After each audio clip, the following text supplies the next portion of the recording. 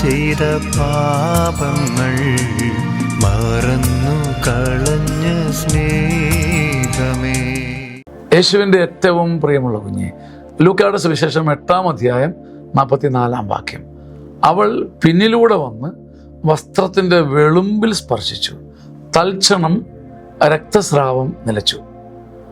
3 വാക്കുകൾ വളരെ പ്രധാനപ്പെട്ടതാണ്. അവൾ പിന്നിലൂടെ വന്നു. അവൾ വന്നത് പിന്നിലൂടെയാണ്, അല്ലെങ്കിൽ അവൾ വളരെ പിന്നിൽ നിന്നവളാണ്, പിന്നോക്കം പോയവളാണ്. പിന്നിൽ നിന്നവൾ, പിന്നോക്കം പോയവൾ, വളരെ പിന്നിലാകപ്പെട്ടവൾ, പിന്നിലായിപ്പോയവൾ വന്ന് വസ്ത്രത്തിൻ്റെ വെളുമ്പിൽ, അവൻ്റെ വസ്ത്രത്തിൻ്റെ അറ്റത്ത്, അതിൻ്റെ അങ്ങേ അറ്റത്ത്, അതിൻ്റെ ആ തൊങ്ങലൊക്കെ ഉള്ള സ്ഥലത്താണ് തൊടുന്നത്. അപ്പോൾ ആന്തരികമായിട്ടാണ് സൗഖ്യം. 2 ചെറിയ കാര്യങ്ങൾ പുറമേ ചെയ്തപ്പം അവളുടെ ഉള്ളിൻ്റെ ഉള്ളിലെ ഒരു രക്തസ്രാവം, അഥവാ അവളെ തകർത്ത് കളഞ്ഞ ഒരു ആന്തരിക രക്തപ്രവാഹം നിന്നു. വിശ്വാസം ഇതാണ്, പക്ഷെ ഒട്ടും എളുപ്പമല്ല. നാം അവളെ പോലെ പിന്നിലാണ്, പലതിലും പിന്നിലാണ്, ഒരുപാട് പിന്നോക്കമാണ്. പക്ഷെ അവൻ്റെ വസ്ത്രത്തിൻ്റെ വെളുമ്പോളം ചെല്ലാനുള്ള ഒരു ത്വര, ഒരു മടുക്കാതെ അവൻ്റെ വസ്ത്രത്തിൻ്റെ അറ്റത്ത് തൊട്ടാൽ മതി. പക്ഷെ അതിന് നമുക്ക് പറ്റുന്നില്ല.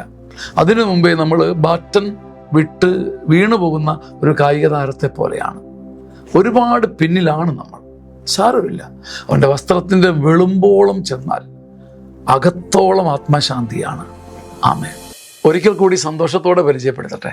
കേരളത്തിൽ ഒരുപാട് ചർച്ചാ വിഷയമായ ദൈവിക ധ്യാനം, സീനിയർ സിറ്റിസൺ ധ്യാനം, ചങ്ങനാശ്ശേരി അതിരൂപതയിൽ നിന്ന് ജനിച്ച് ഇന്ന് കേരളത്തിൽ ഒരുപാട് പേർക്ക് ആശ്വാസവും സമാധാനവുമായ ധ്യാനം ഈ മാസം 16, 17, 18, 19 തീയതികളിൽ നിങ്ങൾക്ക് ഏതാനും സീറ്റുകൾ കൂടി ഈ ധ്യാനത്തിൽ ബാക്കിയുണ്ട്.